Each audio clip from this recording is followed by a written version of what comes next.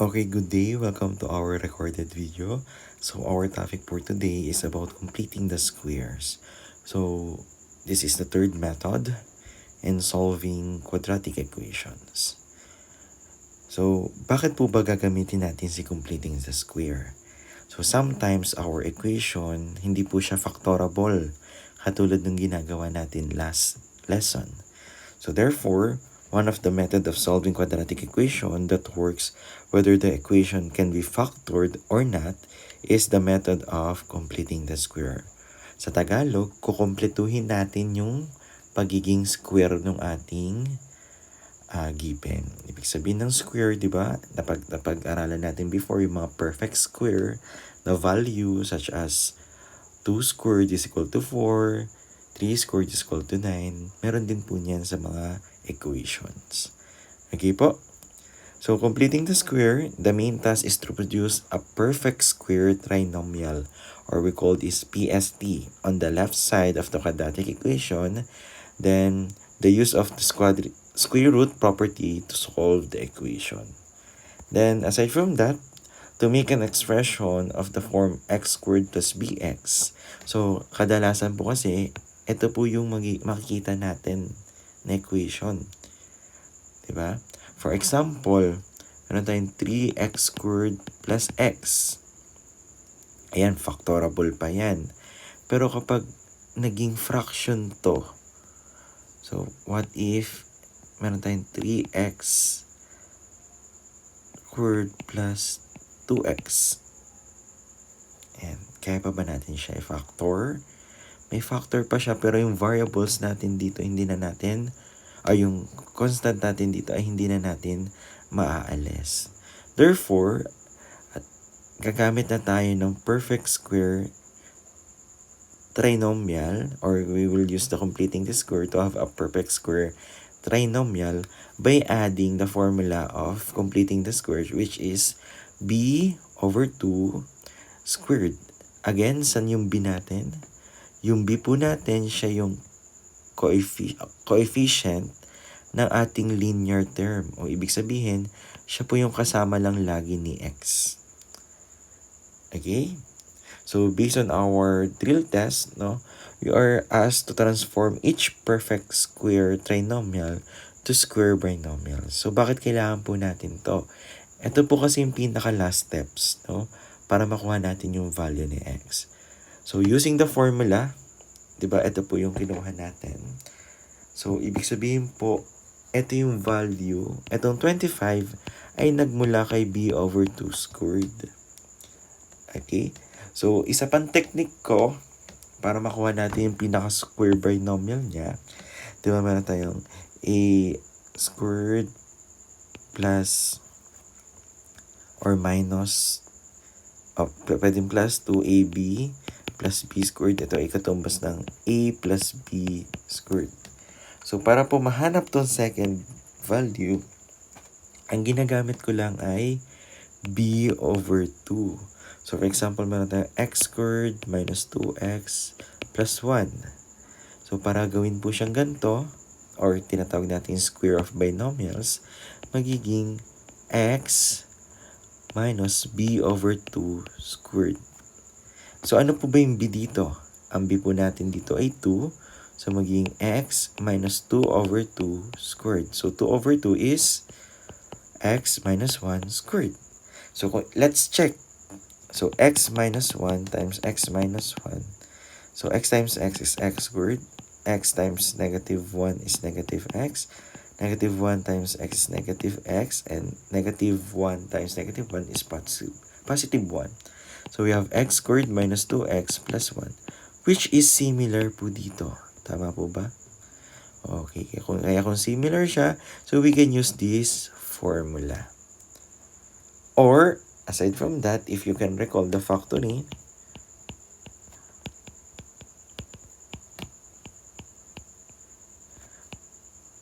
so ano gagawin lang natin? So, let's draw first two parentheses. Then, let's put the factor of first term. Then, let's have hanapin natin yung pinaka-factor ng 1 na equal kay negative 2, which is Negative 1 times negative 1 is negative 2. Kaya naging negative 1 to. Ano mas madali? Yung tandaan yung formula o mag-iisip tayo o magta-trial and error tayo? Diba? Pag may formula lang, we will just substitute the value, then simplify. So, let's try this. So, using our formula na x minus b over 2 squared. So, magiging x minus, what is the value of b? Ito po yun, 10. So, magiging 10 divided by 2 squared. So, magiging sagot natin dyan ay x minus 5 squared.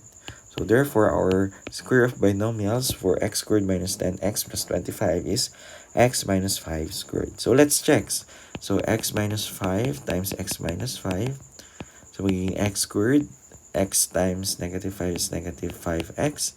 Negative 5 times x is negative 5x. Negative 5 times positive 5 is negative 5 rather is positive 25. So we have x squared minus 10x plus 25.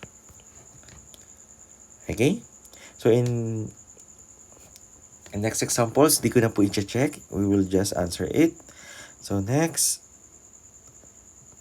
we have x squared minus 12x plus 36. So our formula is x minus b over 2 squared. So magiging x minus, what is the value of b? 6 over 2 squared. Okay? So, magiging 6 divided, rather 12. 12 dapat to, no? 12 po kasi to. 12 divided by 2 is 6. So, magiging x minus 6 squared. So, ito yung magiging sagot natin dito. Okay, sir, baka natanong nyo, bakit hindi po natin sinasama si negative? Bakit nga pa? So, please take note, no, sinasama po natin siya. Kasi, kung matatandaan nyo, positive dapat to. So, let's correct our formula. So, gawin natin positive to. So, negative 2, positive to. Okay? So, positive dapat, no? Ayan, para hindi tayo malito. So, magiging kung negative to, negative 12 divided by 2 is negative 6. Okay, last number. If you have x plus b over 2 squared, so ang b natin ay negative 5. So magiging x minus 5 over 2 squared. So ito na po agad yung pinaka-sagot natin. Okay? So now, let's move on how to solve quadratic equation using the completing the square or the CTS. So first, use the addition property of equality to isolate the constant term on the right side of the equation. Kumbaga, in shortcut, gamitin natin yun, transposition. No? Or transpose sa tinatawag natin. Then make the numerical coefficient of the x squared term is equal to 1. So make sure dapat yung ax squared natin, yung a dyan daw ay equal kay 1. Kasi mahirap pong gamitin yung formula natin sa computing the square kapag hindi yan 1. Maiiba yung value natin. Then produce a perfect square trinomial on the left side of the equation by adding the both sides of the square on 1/2 of the numerical coefficients of x. So, yung katulad ng ginagawa natin kanina, no? Na may b over 2. Pero, dito, hindi pa natin complete yung kanina, no? Ginagawa lang natin kanina, ginagawa lang natin perfect trinomial. Pero ngayon, later on, gagamitin na natin tong b over 2 squared. Fourth, factor the resulting PST in step 3. So, yung kanina po, finactor po natin yon. Then, apply the square root property.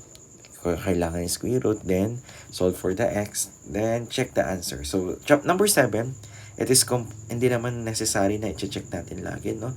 So, if you have enough time on your quizzes or exam, you can check your answers. Okay. For example number 2, no? What will be added to each expression para maging perfect square trinomial?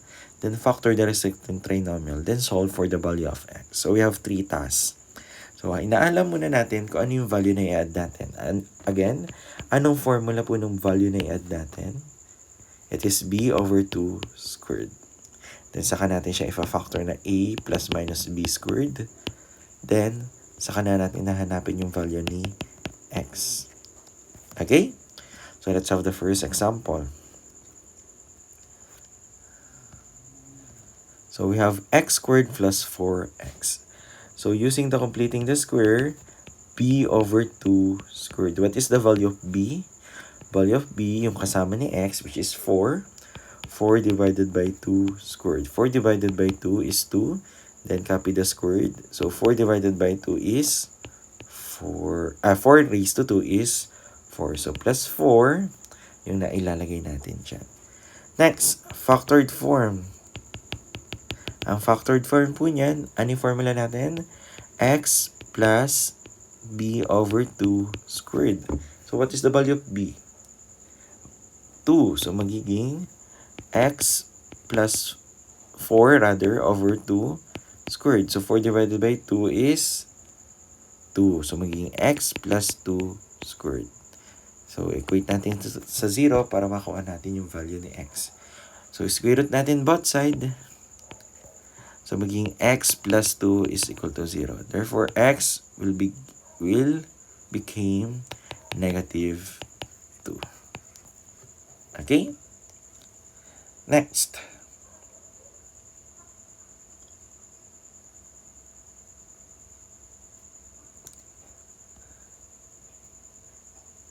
So, x squared minus 3 over 2x.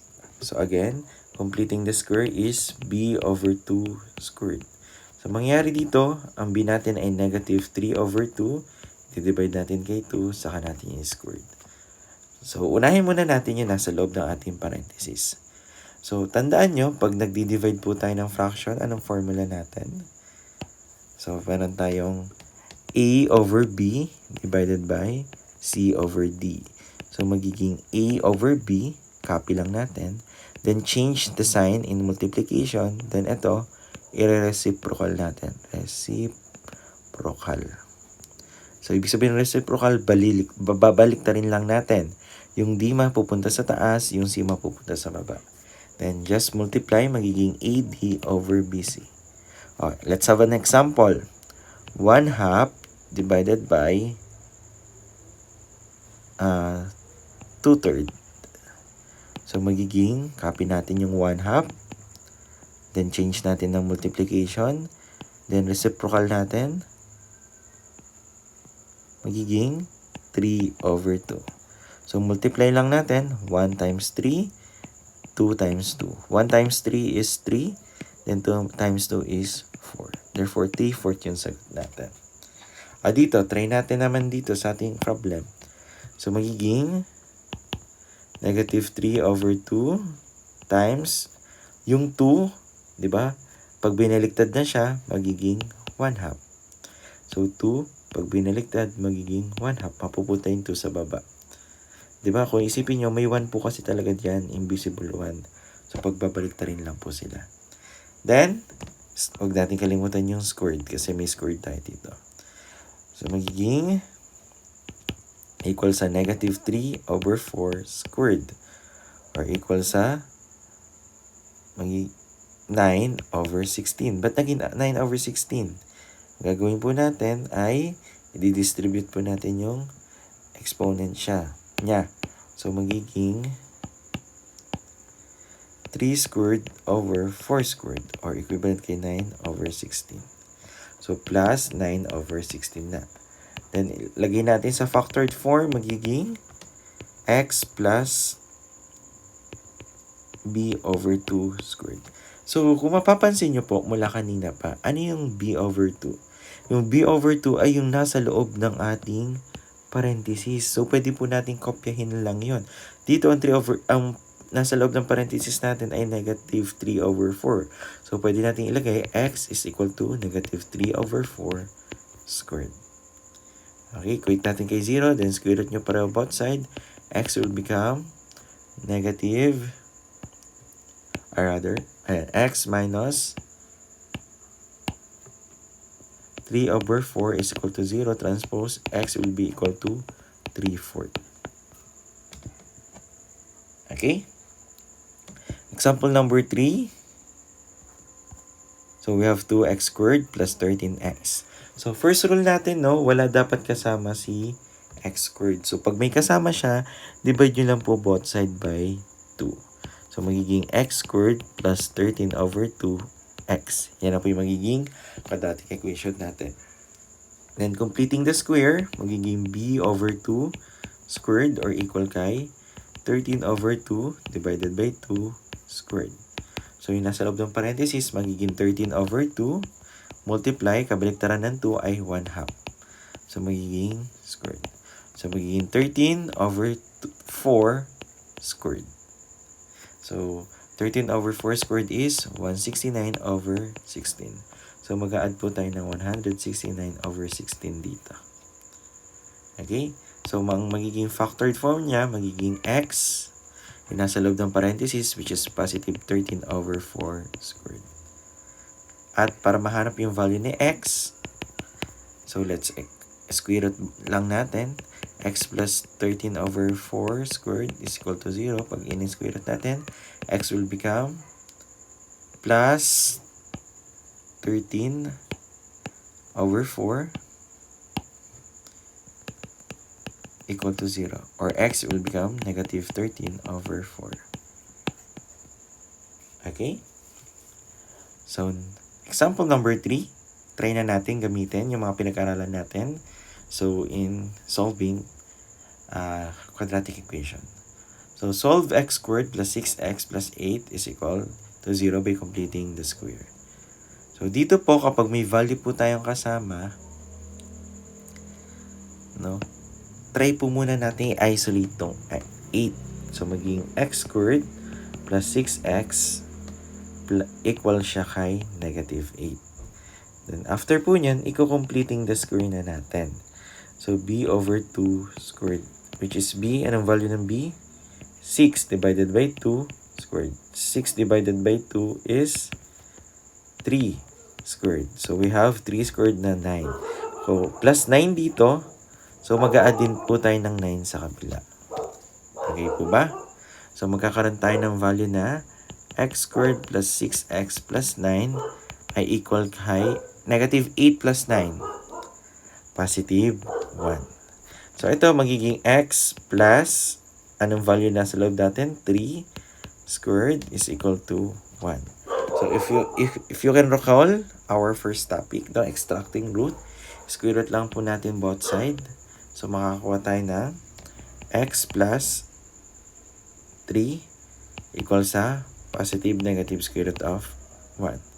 Then, magiging transpose natin yung value ng 3. So, x will become positive negative square root of 1 minus 3. Okay? So, that will be the value of our x.